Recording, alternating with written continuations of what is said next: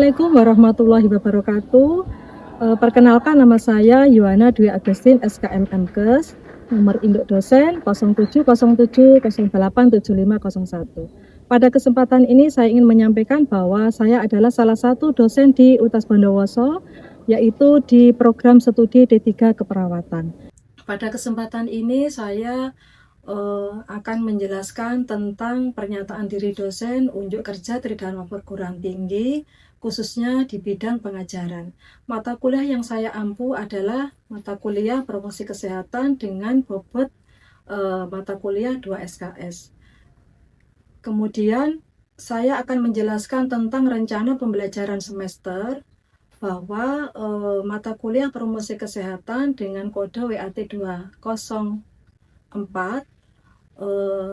dengan bobot 2 SKS adalah 16 pertemuan. Kemudian saya akan menjelaskan tentang CPL, CPMK, dan sub CPMK.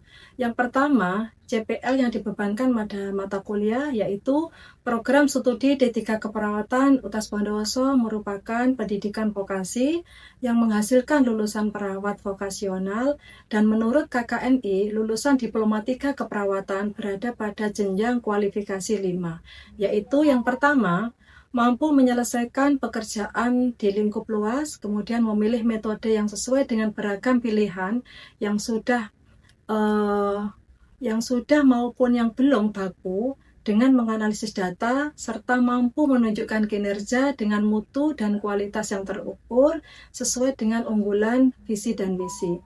Kemudian yang kedua, menguasai konsep teoritis bidang pengetahuan tertentu secara umum, serta mampu memformulasikan penyelesaian masalah prosedural, dan yang ketiga mampu mengelola kelompok kerja dan menyusun laporan secara tertulis dan komprehensif.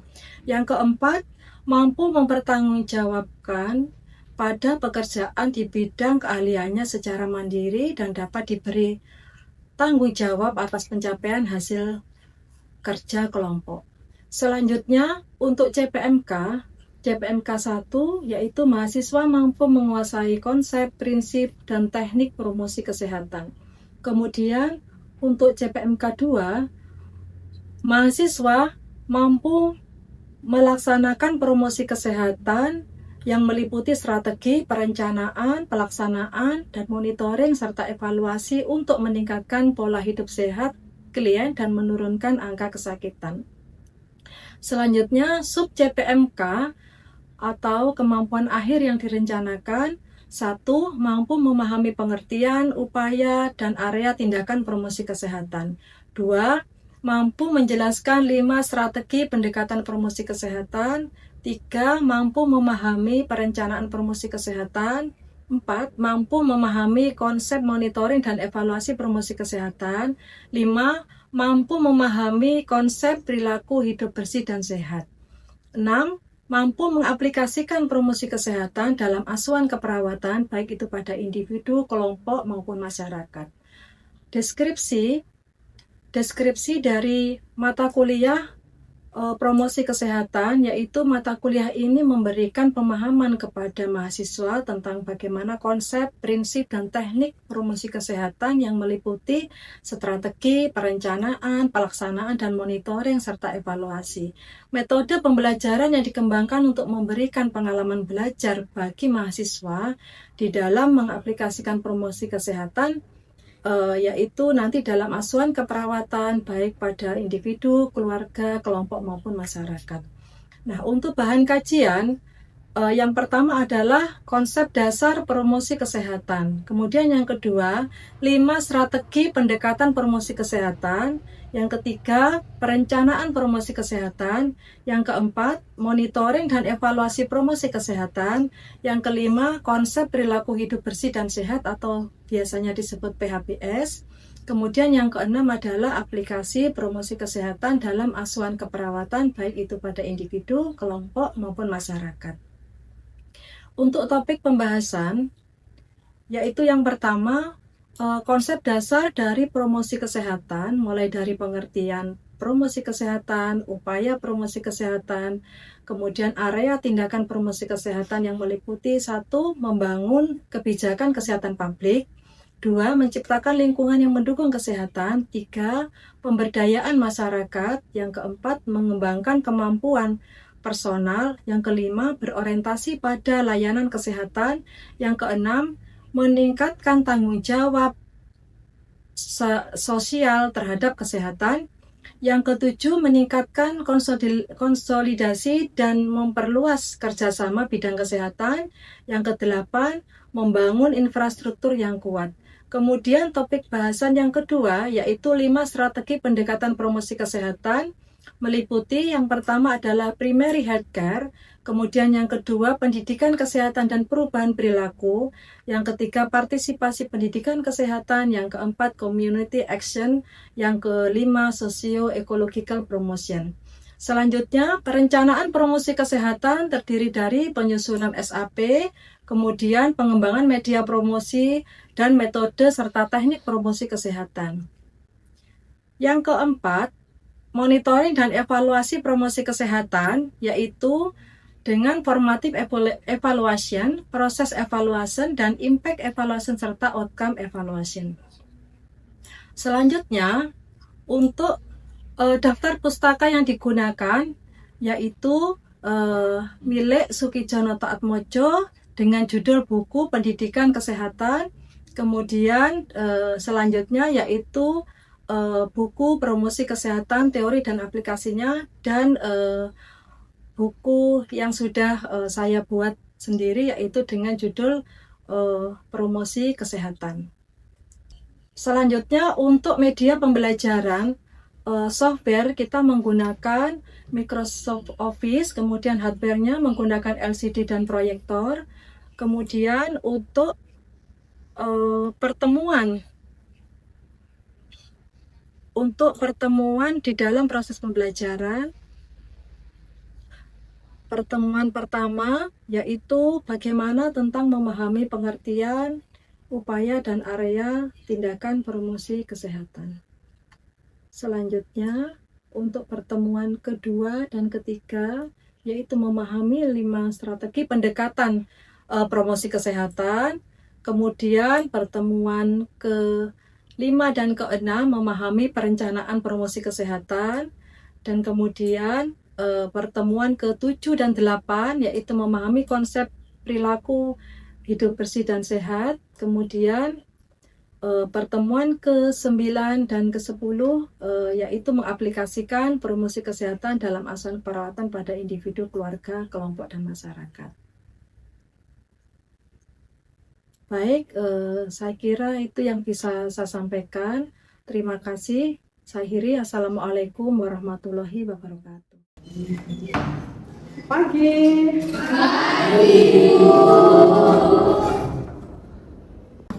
Assalamualaikum warahmatullahi wabarakatuh.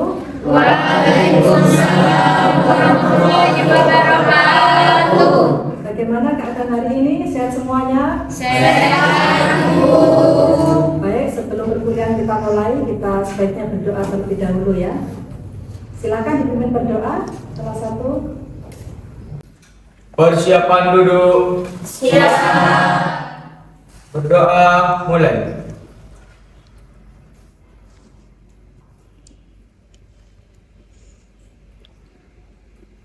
Doa selesai.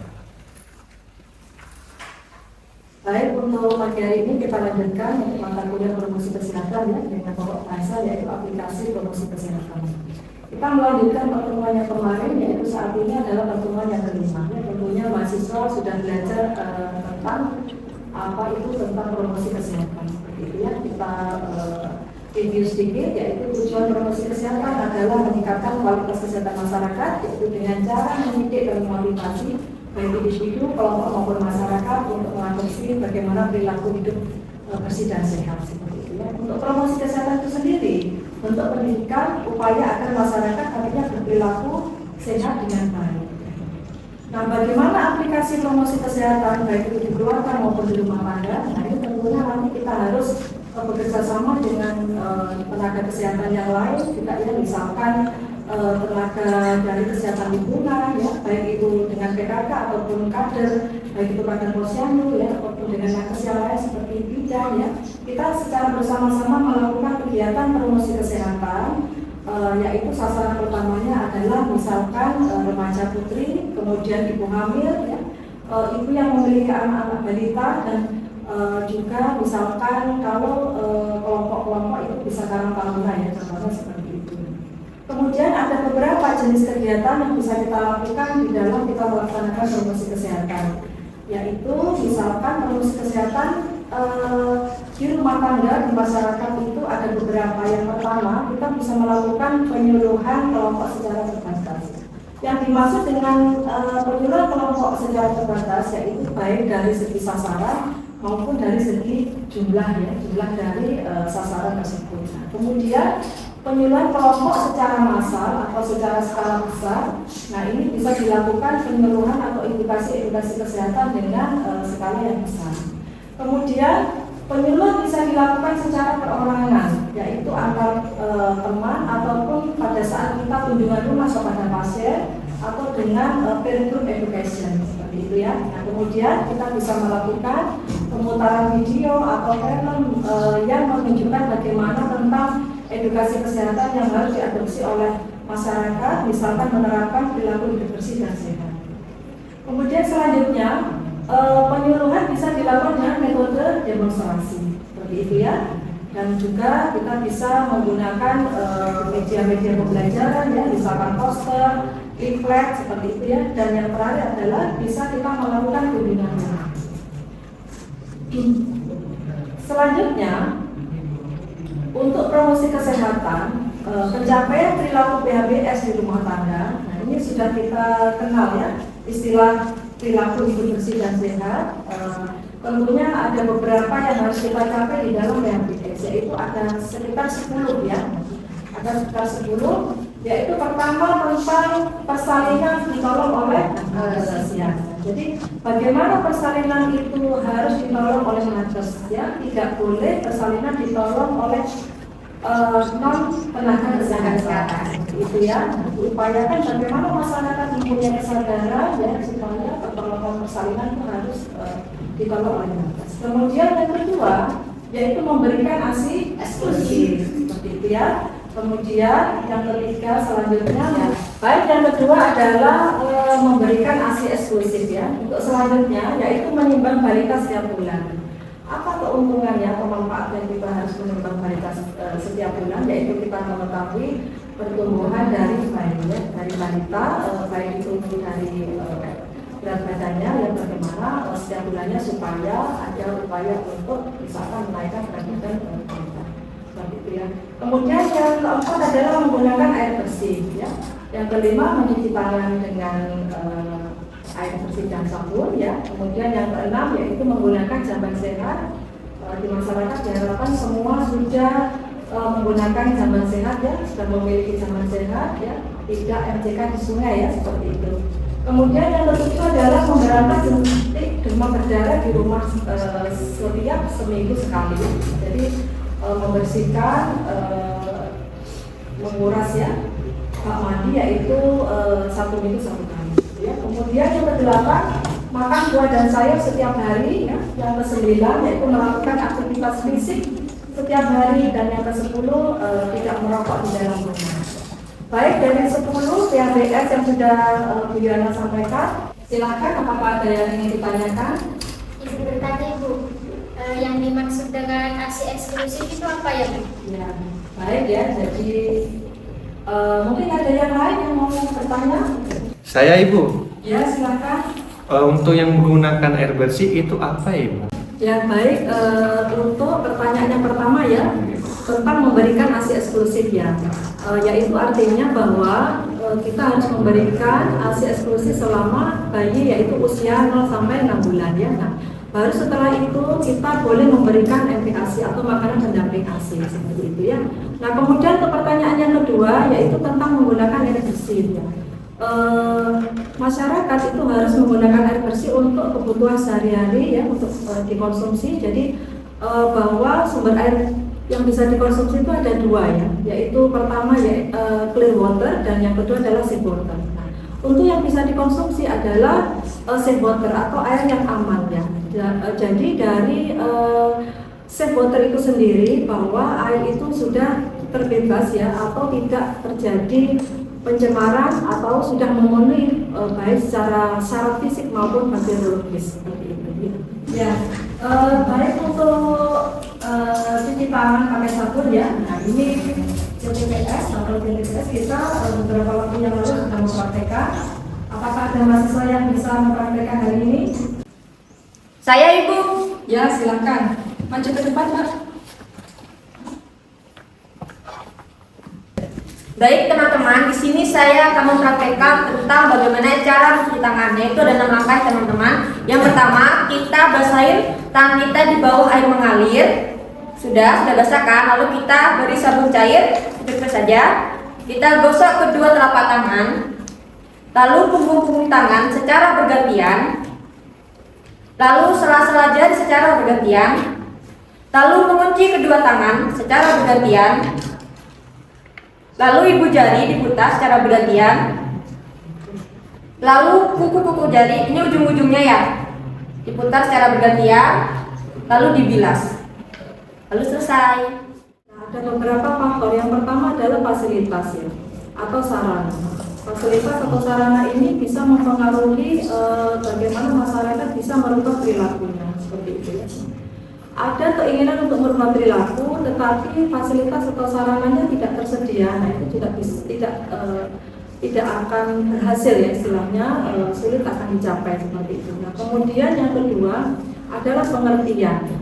Pengertian artinya bagaimana masyarakat bisa merubah perilakunya, perilaku yang istilahnya masuk akal gitu ya, masuk akal dalam konteks pengetahuan ya. Masyarakat semakin tahu tentunya akan mudah untuk semakin merubah perilakunya seperti itu ya. Nah kemudian yang ketiga adanya persetujuan. Persetujuan ini biasanya untuk yang persetujuan ini adalah menggunakan tokoh-tokoh masyarakat ya sebagai panutan supaya nantinya masyarakat bisa mempraktekkan berdasarkan dari anjuran ya, anjuran dari misalkan tokoh masyarakat ataupun misalkan bisa juga persetujuan dari perangkat-perangkat desa ya seperti itu ya. Kemudian yang keempat adalah kesanggupan. Kesanggupan untuk mengadakan perubahan secara fisik ya. Jadi misalkan kemampuan untuk membangun, nah ini contohnya kalau misalkan masih banyak masyarakat yang MCK di sungai, tentunya di situ bagaimana caranya bisa membangun jamban dengan teknologi tepat guna ya. Artinya dengan murah, tetapi di situ masyarakat bisa memanfaatkan seperti itu ya. Nah, kemudian bagaimana pendekatan program ya, program untuk promosi menekankan pada aspek bersama ya, aspek bersama di masyarakat. Yang pertama yaitu nantinya ada fasilitator ya. Jadi bersama masyarakat dan fasilitator nantinya mempelajari bagaimana aspek-aspek di dalam kehidupan masyarakat itu dan apa yang harus dikerjakan oleh masyarakat dan apa yang diperlukan dan diinginkan oleh masyarakat. Artinya di sini nanti ada fasilitator dan apa sebenarnya yang dibutuhkan oleh masyarakat di dalam mencapai tujuan promosi kesehatan seperti itu. Di sini berarti nanti kita mengetahui apa saja yang menjadi kebutuhan-kebutuhan masyarakat. Nah, kemudian yang kedua, bersama dengan masyarakat, fasilitator juga nanti akan menyediakan alternatif yang menarik untuk perilaku yang beresiko, misalnya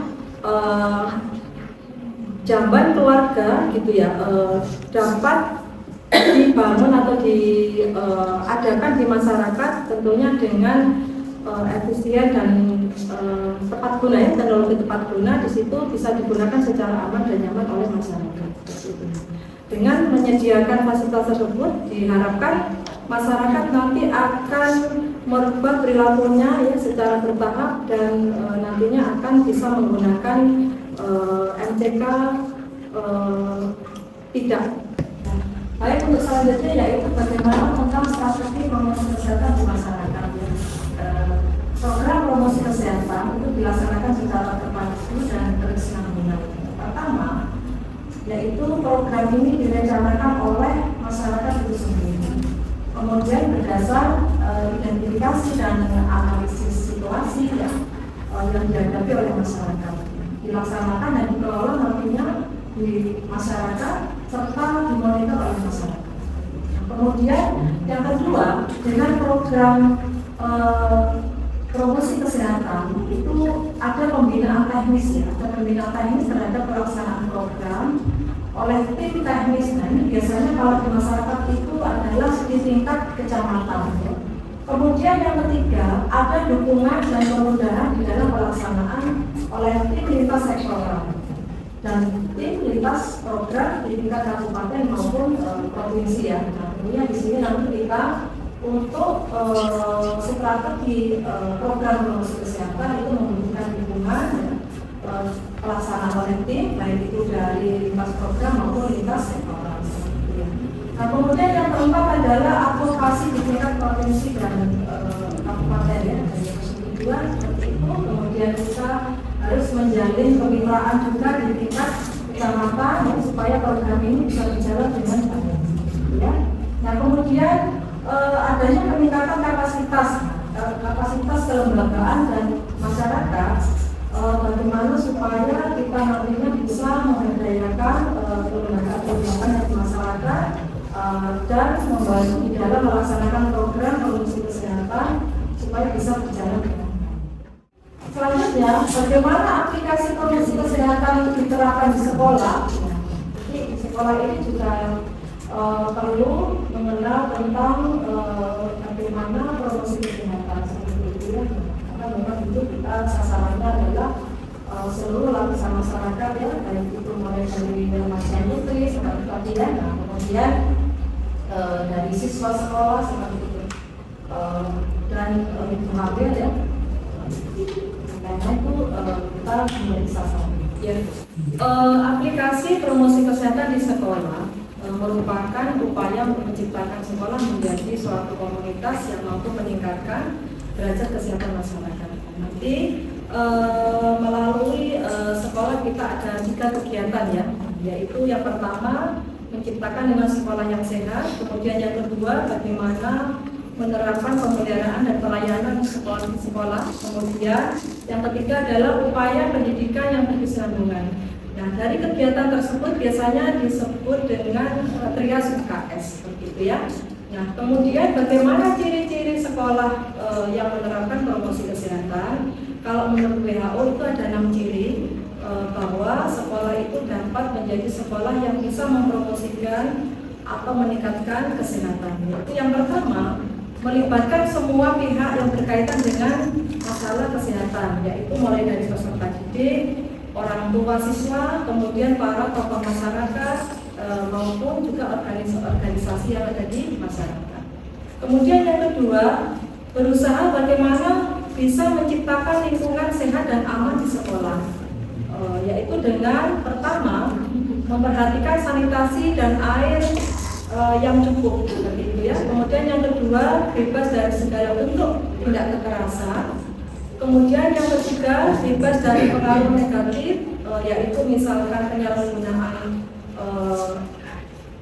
hal-hal yang berbahaya. Ya. Kemudian yang keempat, suasana yang mempedulikan, yaitu dengan pola asuh, ya, rasa hormat dan saling mempercayai. Ya. Kemudian juga menyediakan tekanan sekolah yang aman dan juga ada dukungan masyarakat sepenuhnya. Ya. Selanjutnya, memberikan pendidikan kesehatan sekolah dengan yaitu menerapkan di dalam kurikulum ya. Bagaimana kurikulum itu nanti mampu meningkatkan sikap dan perilaku peserta didik yang positif ya terhadap kesehatan serta dapat mengembangkan bagaimana berbagai keterampilan hidup yang bisa mendukung kesehatan baik itu kesehatan secara fisik, mental maupun sosial seperti itu ya. Nah, kemudian memperhatikan pentingnya pendidikan dan pelatihan untuk guru ya, dan juga memberikan akses untuk dilaksanakannya pelayanan kesehatan di sekolah. Jadi misalkan dengan melalui kegiatan-kegiatan penjaringan ya atau screening ya, kemudian diagnosa dini atau deteksi dini, kemudian imunisasi serta pengobatan secara sederhana. Berikutnya adalah yaitu adanya kerjasama dengan puskesmas setempat supaya aplikasi promosi kesehatan ini bisa berjalan di sekolah. Tentunya juga harus memiliki kerjasama dengan puskesmas setempat ya, dan juga adanya program makanan bergizi dengan memperhatikan keamanan ya. Bagaimana menerapkan ya kebijakan dan upaya di sekolah untuk mempromosikan dan meningkatkan kesehatan di sekolah, yaitu yang pertama kita memperhatikan bagaimana kebijakan yang didukung oleh staf sekolah. Jadi dari sekolah itu sendiri memiliki kebijakan-kebijakan dan tentunya di situ didukung oleh seluruhnya, baik itu dari peserta didik ataupun orang tua gitu ya, di mana di situ supaya bisa mewujudkan proses belajar mengajar ya, dan menciptakan lingkungan psikososial yang sehat bagi seluruh masyarakat itu sendiri di lingkungan sekolah. Ya, bagaimana termasuk kebijakan-kebijakan yang di dalam memberikan pelayanan yang adil dan bisa untuk diterapkan kepada seluruh siswa seperti itu ya.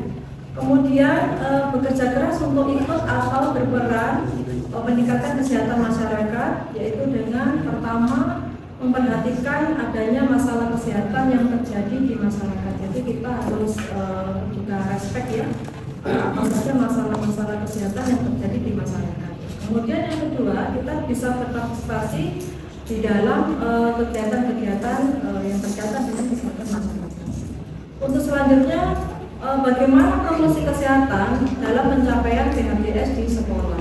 Ini ada beberapa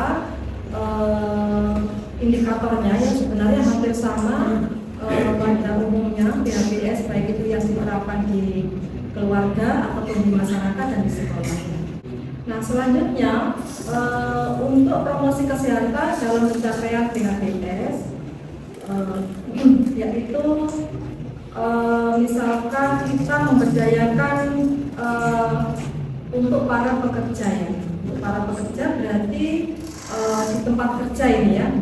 Berarti di tempat kerja itu juga seharusnya juga memperhatikan bagaimana promosi kesehatan itu bisa tercapai, yaitu kita bisa menerapkan PHBS di tempat kerja seperti itu ya, supaya para pekerja bisa produktif ya, aktif dan dalam keadaan sehat ya seperti itu, dan meningkatkan derajat kesehatan terutama yaitu para pekerja gitu ya. Dan diharapkan nantinya para pekerja ini mampu mempraktekkan ya bagaimana perilaku bersih dan sehat serta berperan aktif ya mewujudkan tempat kerja yang sehat. Yaitu yang pertama adalah tidak merokok gitu ya. Yang kedua, membeli dan mengkonsumsi makanan dari tempat kerja seperti itu ya. Kemudian yang ketiga, melakukan olahraga secara teratur atau melakukan aktivitas fisik ya secara teratur. Kemudian mencuci tangan ya dengan bersih dengan menggunakan sabun, kemudian memberantas jentik nyamuk dan menggunakan air bersih serta menggunakan jamban. Selanjutnya yaitu membuang sampah pada tempatnya dan juga menggunakan alat pelindung diri sesuai dengan jenis pekerjaan. Baik, untuk perkuliahan pada pagi hari ini saya kira cukup ya. Sebelumnya Bu Yana ingin mereview kembali ya feedback dari 10 PHBS yang diterapkan di rumah tangga itu atau di keluarga. Silakan bisa disebutkan yang sudah Bu Yana jelaskan tadi, yaitu PHBS di rumah tangga, 10 PHBS di rumah tangga. Silakan. Ayo mulai Mbak Dina. Saya Bu, Ya. yang pertama yaitu persalinan itu harus dibantu oleh nakes. Ya, silakan yang kedua. Yang kedua itu ini Bu, memberikan ASI eksklusif Bu. Ya, bagus.